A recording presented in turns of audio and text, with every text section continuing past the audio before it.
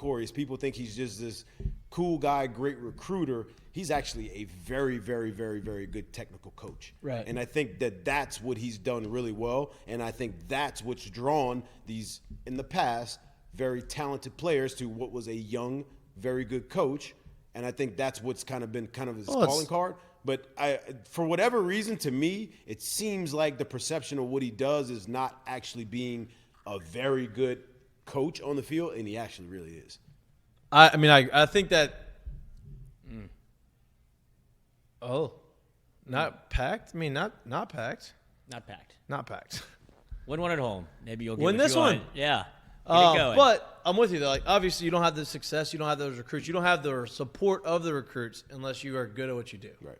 You're not just because you're a cool guy want to hang out. They didn't all. People think he's like a recruiter and like, oh, he got me in here and I just was able to go ball and be myself, and that's how I got to the league. No, they're endorsing him because they know what he's done for them on the field. They didn't just get in here and just say, thanks, Corey. Thanks for getting me here. He actually helped them every step of the way on the field as well. Y'all think that he was the reason why it took so long was because of him, or the LSU making the decision on trying to hire him? I think it was a little bit of both. I mean, I've kind of hinted at that a lot, but I just don't. I find it hard to believe that he was just willing to come back and just be a corners coach, just be a DB's coach. Like, I think there was some configuring to do, figuring out how they were going to do contract stuff, how they were going to do title stuff, how they were going to kind of because they haven't come out all with of that stuff. Yet. Yeah, I think that was a lot of jockeying, trying to get all of that stuff correct, and that's what I think. It does have the approval of nearly every recruit or former player from LSU. If you can see, I'm pulling this from Tiger Dropping, shout out. But this is a litany of tweets that after Jordan Lockdown Allen has been very vocal on Twitter. He has recently. And you get it from like the old heads that played underneath him, the new recruits that are coming in, like Corey Raymond's name. These were all guys that were recruited by him from Florida. So there's obviously like a tangible impact he made while he was there.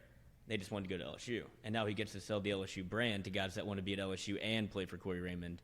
And you're starting to see that. The same thing happened with kind of like Blake Baker, where it's like, oh, okay. Like you saw Damone Clark come out and say, this guy changed my life. Mm-hmm. Right. And so you're starting to see that LSU is hitting. I mean, this goes on forever. Right. That, like, it feels like LSU is winning at least in the court of public opinion now. Whereas so obviously some of the hires that came in to begin with were, okay, Denbrock, it felt like you gave Brian Kelly free reign to make hires, and now this is, I don't know if it's LSU brass stepping in or he's maybe listening to more people around him when you have a Frank Wilson in the room. Like, you should get Corey Raymond if he wants to come back. And right. I don't know if that was they were dragging their feet because of how Corey Raymond left or if it was a title money dispute. But it did feel like it took longer than it should have. I agree. And like I said, it could have been a both sides thing, right, where both sides had to figure out the way it works. Yeah. I think there's a little bit of rebuilding a relationship there too. I mean, are y'all happy with how the coaching hires have turned out? I am. I think LSU probably has the best staff in the country. I mean, I think that from everything that we've heard, I mean, it's everything easy to say that you were looking at trying to do with the teams that you had the year before, you've done, right? Like, hey, we want to make sure that we can shore up our defense. We need to get a guy who the players believe in, who's a good defensive coordinator, who can recruit, who can develop.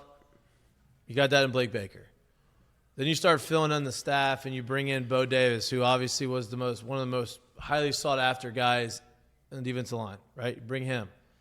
Then you bring in Peoples, who hand-selected by Blake Baker probably to coach the defensive ends, I would imagine. Yes. Right? And then Blake gets to start picking some guys that he wants to work with. Then you bring back Corey Raymond, who's had the success that's been well documented on the recruiting trail, the development trail, the guys you've had in the NFL, all of those. You bring him. And so now you go from a defensive staff that you aren't very sure about to a defensive staff that you're very, very sure about, and a defensive staff that you know is going to continue to replenish your talent. So I think, for me, they nailed it.